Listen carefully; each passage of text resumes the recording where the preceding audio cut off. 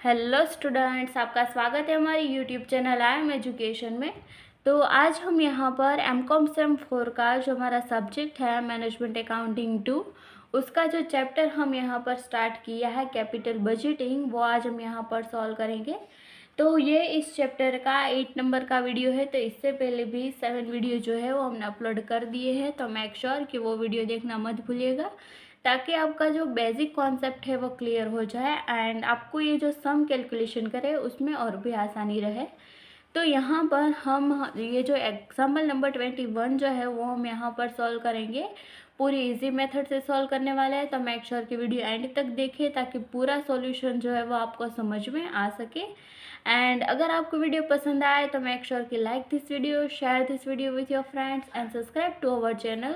And बाजू में जो बेल आइकन आएगा उसको प्रेस करना बिल्कुल मत भूलिएगा, ताकि हर नए वीडियो की नोटिफिकेशन आपको सबसे पहले मिले एंड जब भी हमारा लाइव लेक्चर होगा तो भी आपको टाइम टू टाइम अपडेट मिलती रहेगी। ओके, तो फर्स्ट ऑफ ऑल हम यहाँ पर देख लेते हैं हमें क्या बताया है। तो Raina company is considering purchase of a new machine which will carry out some operation perform by labour. A and B are alternative models. From the following information, you are required to find out payback period and return on original investment. यानी कि हमें ये सब में payback period जो है वो find out करना है and return on original investment जो है वो फाइंड आउट करना है। ओके, देन यहाँ पर हम आगे देखें तो machine A and machine B की हमें कुछ इन्फॉर्मेशन यहाँ पर बताई है। तो उसमें हमें कौन कौन सी बताई गई है वो हम देखते हैं। तो यहाँ पर हमें एस्टिमेटेड लाइफ ऑफ मशीन दिया है, जो हमें अमाउंट दी है वो ईयर्स में दिया हुआ है। Then cost of machine, cost of indirect material, saving in scrap, additional cost of maintenance भी हमें यहाँ पर दिया है एंड लास्ट में हमें दिया है सेविंग इन डायरेक्ट वेजेस। उसमें यहाँ पर दो हमें दिया है, कौन कौन सा है, employees not required and wages पर एम्प्लॉय। ओके, तो ये हो गया हमारी पूरी इन्फॉर्मेशन एंड यहाँ पर भी हमें कुछ बताया कि taxation is to be regarded as 50% of profit, which machine would you recommend and why. Okay, तो यहाँ पर हमें ये जो दो मेथड हमें दी गई है उससे हमें ये सम सॉल्व करना होगा एंड लास्ट पे हमें बताना होगा कि which machine would you recommend and why. तो अब हम यहाँ पर ये जो हमारा सम है उसका सॉल्यूशन स्टार्ट करते हैं। तो यहाँ पर फर्स्ट ऑफ ऑल हम क्या फाइंड आउट करेंगे, तो हमें यहाँ पर दिया है सेविंग इन डायरेक्ट वेजेस, यानी कि हमारा जो एनुअल सेविंग होगा वो हम यहाँ पर फाइंड आउट करेंगे। तो फर्स्ट ऑफ ऑल यहाँ पर मैं लिख देती हूँ मशीन ए एंड यहाँ पर होगा हमारा मशीन बी। तो ये हो गया मशीन बी। देन यहाँ पर हम फाइंड आउट कर रहे हैं एनुअल सेविंग, तो वो हम यहाँ पर राइट डाउन कर लेते हैं।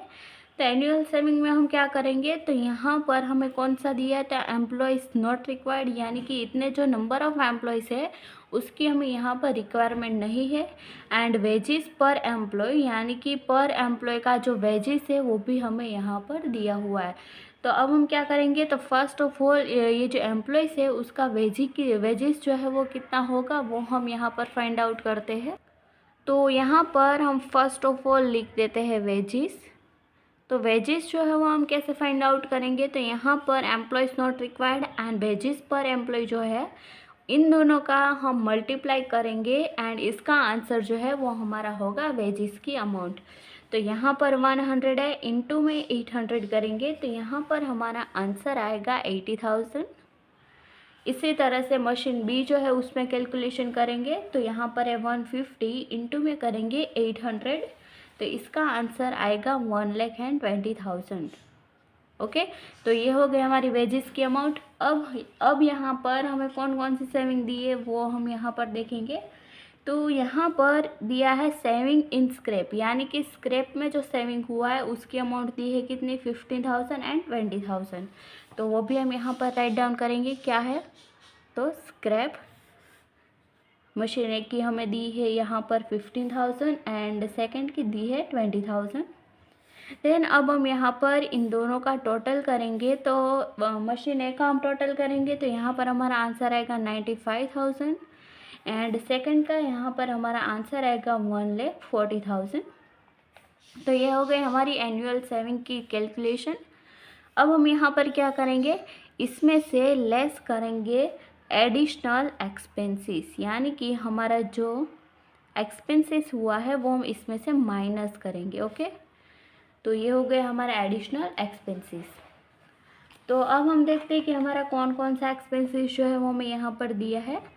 तो फर्स्ट ऑफ ऑल जो है वो है कॉस्ट ऑफ इनडायरेक्ट मटेरियल, यानी कि मटेरियल का जो कॉस्ट है वो हमें अकर हुआ है 10,000 एंड 12,000। तो वो हम यहाँ पर राइट डाउन कर लेते हैं। तो वो होगा मटेरियल, कितना दिया था हमें यहाँ पर 10,000 एंड 12,000। तो ये हो गया हमारा मटेरियल का एक्सपेंसेस। देन हमारा जो दूसरा एक्सपेंस दिया है वो कौन सा है, तो वो हम देख लेते हैं। तो यहाँ पर दिया है एडिशनल कॉस्ट ऑफ मेंटेनेंस, यानी कि मेंटेनेंस का कॉस्ट हमें दिया है 20,000 दिया है एंड 25,000। तो यहाँ पर हम लिख देते हैं मेंटेनेंस, कितना यहाँ पर दिया था 20,000 एंड 25,000। ओके, तो यहाँ पर ये हो गया हमारा एक्सपेंस। अब हम यहाँ पर देख लेते हैं कि कोई भी एक्सपेंस बाकी तो नहीं रहा। तो यहाँ पर ये सब एक्सपेंस जो है वो हमने कैलकुलेशन कर दिए। अब हम यहाँ पर क्या करेंगे, इन दोनों का हम टोटल करेंगे। तो इन दोनों का टोटल करेंगे तो यहाँ पर आंसर आएगा 30,000 एंड इन दोनों का हम टोटल करेंगे तो यहाँ पर हमारा आंसर आएगा 37,000। तो ये हो गई हमारी जो एडिशनल एक्सपेंसेस है उसकी अमाउंट भी हमने यहाँ पर फाइंड आउट कर दी है। अब हम यहाँ पर इसका जो प्रॉफिट है उसकी अमाउंट हम फाइंड आउट करेंगे, बट वो कैसे करेंगे। तो फर्स्ट ऑफ ऑल हम यहाँ पर लिखेंगे profit before depreciation and tax, यानी कि अब यहाँ पर ये जो प्रॉफिट है वो हम फाइंड आउट करेंगे, वो बिफोर डेप्रिसिएशन एंड टैक्स की अमाउंट हमें यहाँ पर मिलेगी। तो इसके लिए हम क्या करेंगे, तो एनुअल सेविंग जो है अमाउंट उसमें से माइनस करेंगे एडिशनल एक्सपेंसेस, यानी कि 95,000 में से माइनस करेंगे 30,000, तो हमारा जो प्रॉफिट बिफोर डेप्रिसिएशन टैक्स है वो हमारी अमाउंट मिल जाएगी। तो 95,000 में से माइनस करेंगे 30,000, तो यहाँ पर आंसर आएगा 65,000 एंड 1,40,000 में से 37,000 माइनस करेंगे तो यहाँ पर हमारा आंसर आएगा 1,03,000। तो ये हो गई हमारी profit before depreciation and tax. अब हम यहाँ पर ये जो profit before depreciation and tax है, इसीलिए हम क्या करेंगे, इसमें से फर्स्ट डेप्रिसिएशन जो है उसकी अमाउंट माइनस करेंगे। तो यहाँ पर हम सब में देखते हैं कि हमें डेप्रिसिएशन के रिलेटेड कोई भी यहाँ पर पर्टिकुलर नहीं दी गई है, नहीं ये मैं बताया है कि कौन सी मेथड से हमें ये फाइंड आउट करना है। तो अब हम क्या करेंगे, तो अब हम यहाँ पर डेप्रिसिएशन जो है वो स्ट्रेट लाइन मेथड से ही फॉलो करेंगे, बट यहाँ पर machine A and machine B है, दोनों का डेप्रिसिएशन अलग अलग होगा क्योंकि इसकी जो कॉस्ट ऑफ मशीन है वो भी डिफरेंट होगी। ओके, तो यहाँ पर कैसे फाइंड आउट करेंगे, तो कॉस्ट ऑफ मशीन कितना है, मशीन ए का 80,000 है एंड उसकी जो एस्टिमेटेड लाइफ है वो कितनी है 4 है। ओके, तो 80,000 डिवाइड बाई 4 करेंगे तो यहाँ पर आएगा 20,000। तो ये जो 20,000 हमें मिला है वो होगा मशीन ए का डेप्रिसिएशन। इसी तरह से मशीन बी का हम देखते हैं, तो इसकी कॉस्ट क्या है, तो 1,50,000 है एंड इसकी जो एस्टिमेटेड लाइफ है वो कितनी है, तो 5 ईयर है। इन दोनों का हम डिवाइड करेंगे तो यहाँ पर हमारा जो आंसर है वो आएगा 30,000। तो इस तरीके से हम यहाँ पर डेप्रिसिएशन फाइंड आउट कर सकते हैं। अब हम क्या करेंगे, 65,000 में से माइनस करेंगे 20,000, तो यहाँ पर आएगा 45,000 एंड 1,03,000 में से माइनस करेंगे 30,000, तो यहाँ पर हमारा आंसर आएगा 73,000। ओके, तो यहाँ पर ये आंसर जो हमें मिला है वो कौन सा आंसर है, तो ये जो आंसर है वो है प्रॉफिट बिफोर टैक्स। ओके, यानी कि अब हमें इसमें से सिर्फ टैक्स ही माइनस करना बाकी रहा है। ओके, तो इसमें से अब हम माइनस करेंगे टैक्स की अमाउंट। तो यहाँ पर टैक्स कितना दिया है वो हम देख लेते हैं। तो taxation is to be regarded as 50% of profit, यानी कि हमारा जो प्रॉफिट होगा उसका 50% हमें एज ए टैक्स कैलकुलेशन करनी रहेगी। तो 45,000 का 50% करेंगे यहाँ पर, तो इसका आंसर आएगा 22,500 एंड इसका हम 50% करेंगे तो यहाँ पर इसका आंसर हमें मिलेगा 36,500। ओके, तो ये हो गया हमारा टैक्सेशन एंड ये अमाउंट में से ये अमाउंट माइनस करेंगे तो यहाँ पर सेम अमाउंट हमारी आंसर आएगा जो है 36,500। तो ये हमारा क्या हो गया, तो प्रॉफिट आफ्टर टैक्स हमें मिल गया है। ओके, तो प्रॉफिट आफ्टर टैक्स हमें यहाँ पर मिल गया। अब हम क्या करेंगे, इसमें से हम डेप्रिसिएशन जो है वो प्लस करेंगे जो हमने पहले माइनस किया था। ओके, तो डेप्रिसिएशन यहाँ पर कितना था मशीन में 20,000, तो यहाँ पर हम 20,000 राइट डाउन करेंगे एंड यहाँ पर था 30,000, तो यहाँ पर ये जो 30,000 है वो प्लस करेंगे। अब हम यहाँ पर ये जो दोनों अमाउंट है उन दोनों को प्लस करेंगे तो यहाँ पर हमारा आंसर क्या आएगा, तो CF यानी कि कैश फ्लो का आंसर हमें यहाँ पर मिल जाएगा। देन यहाँ पर 22,500 प्लस 20,000 करेंगे तो यहाँ पर हमारा आंसर आएगा 42,500 एंड इन दोनों का प्लस करेंगे हम यहाँ पर तो इसका आंसर आएगा 66,500। ओके, तो ये हो गया हमारा कैश फ्लो के अमाउंट भी हमने यहाँ पर फाइंड आउट कर दिए। अब हमें यहाँ पर क्या बताया है कि हमें पेबैक पीरियड फाइंड आउट करना है। ओके, तो यहाँ पर फर्स्ट ऑफ ऑल हम पेबैक पीरियड जो है वो फाइंड आउट करते हैं। पेबैक पीरियड तो वो हम यहाँ पर कैसे फाइंड आउट कर सकते हैं, तो हम हर सम में यहाँ पर क्या करते हैं कि हमारा जो कैश फ्लो होता है उसके अकॉर्डिंग ईयर कैलकुलेशन करके हम पेबैक पीरियड फाइंड आउट कर लेते हैं। ओके, बट यहाँ पर सिर्फ हमें 1 ईयर की ही इन्फॉर्मेशन दी है, तो अब हम यहाँ पर कैसे फाइंड आउट कर सकते हैं पेबैक पीरियड, वो हम यहाँ पर देख लेते हैं। तो यहाँ पर ये जो कैश फ्लो की अमाउंट है वो हमने फाइंड आउट कर दी है, तो वो हम यहाँ पर राइट डाउन करेंगे। तो कैश फ्लो यहाँ पर है मशीन ए की जो है 42,500 एंड मशीन 2 की कितनी है, तो 66,500। ओके, तो ये हो गया हमारा कैश फ्लो।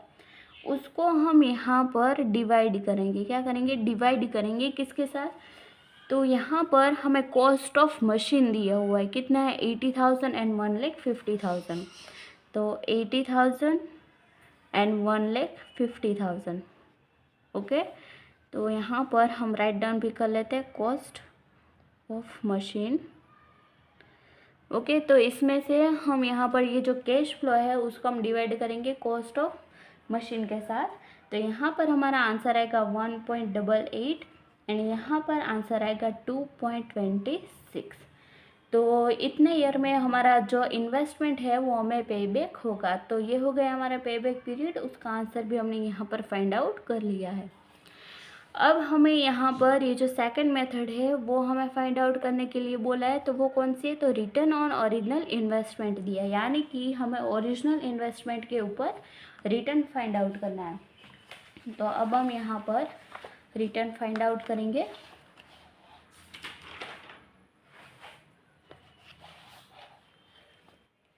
तो यहाँ पर ये जो सेकंड मेथड है वो हम राइट डाउन कर लेते हैं।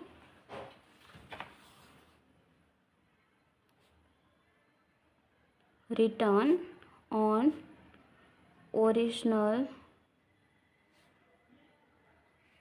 इन्वेस्टमेंट।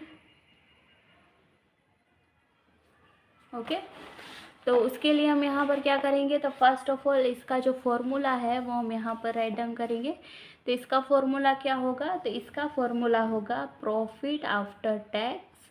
इसको हम यहाँ पर डिवाइड करेंगे इन्वेस्टमेंट के साथ, तो इन्वेस्टमेंट एंड इनटू में करेंगे 100। तो यहाँ पर मशीन ए के लिए हम फाइंड आउट करेंगे। तो मशीन ए का जो प्रॉफिट आफ्टर टैक्स है उसके अमाउंट हम यहाँ पर राइट डाउन करेंगे। तो मशीन ए की जो प्रॉफिट आफ्टर टैक्स है वो कितना है वो हम यहाँ पर देख लेते हैं। तो प्रॉफिट आफ्टर टैक्स जो हमने फाइंड आउट किया है वो कितना है 22,500, वो हम यहाँ पर राइट डाउन करेंगे 22,500 एंड इसका जो इन्वेस्टमेंट है वो फाइंड आउट करेंगे। इन्वेस्टमेंट का मतलब क्या होता है यहाँ पर कि जितने भी रुपीज़ में हमने मशीन परचेस किया है उसकी अमाउंट, तो यहाँ पर कितना है 80,000, तो इसको हम यहाँ पर डिवाइड करेंगे 80,000 से एंड इसको यहाँ पर मल्टीप्लाई करेंगे 100 से। देन इन दोनों का सॉल्यूशन करेंगे हम यहाँ पर, तो इसका आंसर यहाँ पर आएगा 28.125%। ओके, तो ये हो गया हमारा मशीन ए का rate of return on original investment. इसी तरह से यहाँ पर ये जो मशीन बी है उसका हम यहाँ पर फाइंड आउट कर देते हैं। तो मशीन बी का हम देखें तो प्रॉफिट आफ्टर टैक्स कितना है 36,500। तो वो अमाउंट हम यहाँ पर राइट डाउन करेंगे 36,500 एंड इसका जो इन्वेस्टमेंट है वो कितना है, तो वो है 1,50,000। तो इसको हम डिवाइड करेंगे 1,50,000 से एंड इसको मल्टीप्लाई करेंगे 100 से। देन यहाँ पर इन दोनों का सॉल्यूशन करेंगे तो यहाँ पर हमारा आंसर आएगा 24.33%। ओके, तो यहाँ पर ये जो मशीन बी है उसकी अमाउंट भी हमने फाइंड आउट कर दी है। तो यहाँ पर ये जो सम है वो हमने पूरा कैलकुलेशन कर दिया है, इजी मेथड से सॉल्यूशन किया है। तो आई होप कि आपको इसमें कोई भी क्वेरी नहीं रही होगी एंड अगर आपको कोई भी क्वेरी रहती इसके बाद भी तो मेक श्योर कि just let me know in the comment section and you will get answer as soon as possible. तो मिलते हैं नेक्स्ट वीडियो में, टिल देन थैंक यू।